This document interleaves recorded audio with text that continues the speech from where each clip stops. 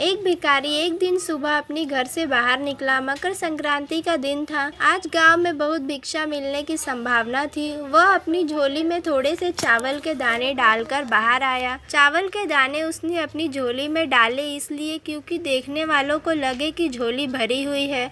उन्हें लगे कि किसी और ने भी भिक्षा दी है। भिखारी भीख मांगने निकला। मार्ग पर आते ही सामने से उसे राजा का रथ आता हुआ नजर आया। भिखारी सोचने लगा, आज राजा से अच्छी भिक्षा मिल जाएगी। राजा का रथ उसके पास आकर रुक जाता है। उसने सोचा, धन्य है मेरा भाग्य। आज तक कभी राजा से भिक्षा नहीं मांग पाया क्योंकि द्वारपाल बाहर से ही लौटा देते हैं। आज राजा स्वयं ही मेरे सामने आकर रुक गए। भिखारी यह सोच ही रहा था कि अचानक राजा उसके सामने एक याचक के भांति खड़े होकर उससे भिक्षा देने की मांग करने लगे। राजा ने कहा कि आज देश में बहुत बड़ा संकट आया हुआ है। ज्योतिषियों ने कहा है कि इस संकट से उभरने के लिए यदि मैं अपना सब कुछ त्याग कर एक याचक के भांति भिक्षा ग्रहण करने लगूं, तभी इसका उपाय संभव है। तुम पहले आदमी मुझे मिले इसलिए मैं तुमसे भिक्षा मांग रहा हूँ। यदि तुमने मना कर दिया तो देश का संकट टल नहीं पाएगा, इसलिए तुम मुझे भिक्षा में कुछ भी दे दो। भिखारी तो सारा जीवन मांगता ही आया था, कभी उसने देने के लिए हाथ ही नहीं उठाया था। वह सोच में पड़ गया कि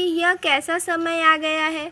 भिखारी से भिक्षा मांगी जा रही है और मना भी नहीं कर सकता। बड़ी मुश्किल से एक चावल का दाना निकालकर उसने राजा को दिया। राजा वह एक चावल का दाना लेकर खुशी से आगे भिक्षा लेने चले गए। सभी ने राजा को बड़बड़ाते हुए भिक्षा दी। वह भिखारी को चावल के एक दाने के जाने का गम सता रहा था। जैसे तैसे शाम को वह घर आया। भिखारी की पत्नी ने भिखारी की झोली पलटी तो उसने उस चावल में एक सोने के चावल के दाने नजर आए। भिखारी की पत्नी ने उससे जब सोने के दाने के बारे में बताया तो वह भिखारी फूट फूट कर रोने लगा। जब उसकी पत्नी ने रोने का कारण पूछा तो उसने उसे सारी बात बताई। उसकी पत्नी ने कहा, तुम्हें पता नहीं है कि जो दाने हम देते हैं वही हमारे लिए स्वर्ण है और जो हम इकट्ठा कर लेते हैं वो सदा के लिए मिट्टी हो जाता है। उस दिन से उस भिखारी ने भीख मांगना छोड़ दिया और मेहनत करके अपने तथा अपने परिवार का भरण पोषण करने लगा। धीरे धीरे उसका दिन बदलता गया। जो लोग सदा उससे दूरी बनाकर रखते थे वह उसके समीप आने लगे। वह एक भिखारी की जगह दानी के नाम से जाना जाने लगा। दोस्तों, इस कहानी से हमें यह सीख मिलती है कि जिस इंसान की प्रवृत्ति देने की होती है उसे कभी किसी चीज की कमी नहीं होती और जो हमेशा लेने की नीयत रखता है उसकी कभी पूरी नहीं होती।